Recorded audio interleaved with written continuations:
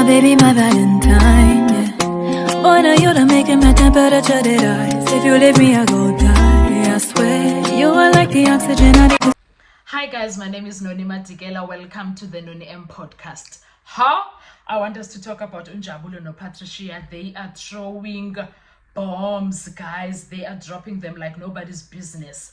Ooh, they are here on top of whatever. Is it Drakensberg? Which one? Mount Kilimanjaro?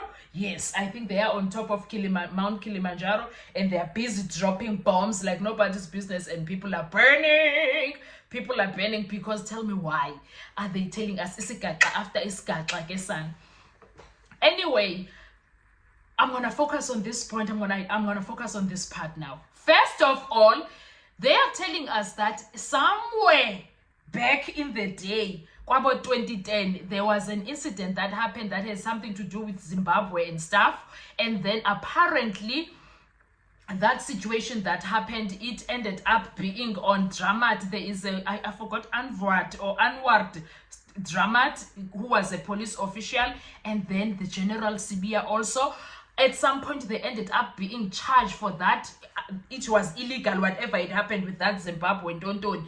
And then they ended up being charged from 2015 for that, 2015, I think, for that. And then, guys, South African journey.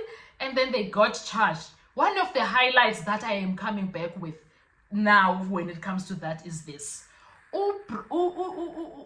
General Sibia now has an interview outside after being cleared of those charges that apparently he was not even part of their entire situation. He doesn't even know how is that happening to him, because he was never, him and his co-accused Dramat, I think it's Dramat or Dramak, I don't remember, but guys, focus. So those two people, General Sibia and Dramak, are the ones that are being accused of this crime, and their names are dirty laundry out there. Now they are being malicious. The word that he was using in that interview, malicious prosecution.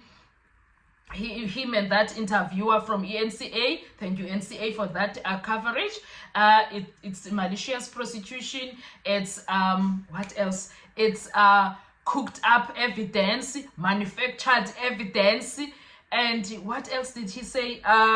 Trumped up charges, and these people were cops, high officials, top cops at the time, yet that happened to them. A case was created against them that did not exist, that had nothing to do with them, and there was some report that cleared them. And today we had police back in 2016, 2015 that were arrested and cooked cases against them. And today, when we have the 5 accused being cooked up in a case that had nothing to do with them, people are getting surprised, but it happens to police. Guys, come on. It happens to police. And then when we have ordinary humans that are being charged, they are ordinary because they are not anybody that is important in the community, except for maybe where they lived. Some were Cabo Fosloras, there for Israel. Maybe they were feared for who they were because they were criminals. Okay? They are criminals.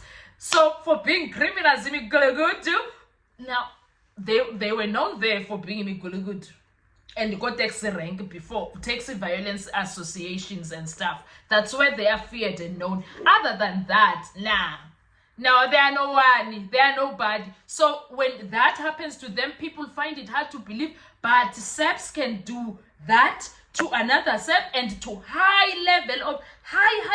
top up level officials. And then we think that just us, it can never happen to us. Guys, I am learning so many things from Patricia and Unjabulo's interviews. Guys, they are top tier for me. They are top tier because tell me why is it hard for people to understand that it can happen to anyone? As if that was not enough. As if that was not enough, Unjabulo drops another scat. But you know what? On this one, I'm going to put General in every interview with an ENCA reporter, a clip of General with an ENCA report, and then I'm going to do another video with another Sika Unjabulo because Unjabulo is files gesana, burning the bushes like nobody's business. I'll see you on our next video. Thank you so much. Enjoy. Bye-bye. Maybe one of those people. A lot of reports that these were cooked up charges from the get-go. Mr. Sibiya, just being relieved of these charges today, even if it's only temporarily, what is your response? I can't really say I'm excited about what happened today in court because I still believe that the charges are still hanging over our heads, when in fact we all know that these were trumped up charges. We were charged based on manufactured evidence, and I'm still repeating that this is manufactured evidence and there's no case against us. So I'm disappointed that actually the matter was not really thrown out as in the form of permanent stay of prosecution. Yeah.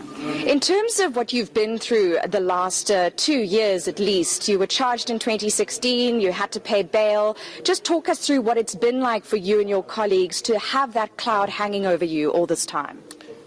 It has been a painful experience. We lost our jobs as a result of this case, bogus case, and we were charged through the cells. We find ourselves having to face legal costs, heavy legal costs, public out there looking at our integrity, and only to come and throw the matter out now, when in fact there is no case against us, and we were charged based on false evidence, manufactured evidence. So I thought that we were going to be given an opportunity to clear our name at least, but that didn't happen. You say trumped up charges, but if we go back to 2010, late 2010, early 2011, the renditions did happen, am I right? Why do you say that you and your co-accused weren't involved, or at least Mr. Dramat was not involved? Just clarify that for us. Remember that we can account for each and every arrest, and each and every arrest, whoever who was arrested by crime intelligence officers. The official correspondence between Zimbabwe was correspondence between Zimbabwe and crime intelligence. The members of crime intelligence were congratulated, and they were given congratulatory letters. Not even Captain Cowboy Maluleka was involved in the arrest of those individuals. So it is unfortunate that we are the ones who were charged, when in fact we are not even involved altogether. Now, the allegation from some people is that this was all around the fact that Dramat, for example, was looking into Nkandla, that he was investigating dockets of influential political people at a very contested time in South African politics. What's your take on that, and what role do you think Mdluli and Mtlebeza played in that? I can't say much about that part, because this is now involving General Dramat and what he has to say. But in relation to the fact that Mtlebeza was involved in the manufacturing of evidence, yes, I can repeat that. He was involved. I'm sitting with evidence that shows clearly that he was involved in the manufacturing of evidence. He could not have, in fact, been involved in this investigation himself, because remember, he replaced General Dramat, and once the office of General Dramat is under investigation, which means his office was under investigation, there was no way he could actually have taken over the investigation, to an extent that he had to go and take or seize the docket from IPIT. It was not his mandate to investigate or to take over investigation from IPIT. No, it was his mandate to instruct the DPP and take over investigations from the NDPP, or from the DPP giving instructions to the DPP. This is a messed up case.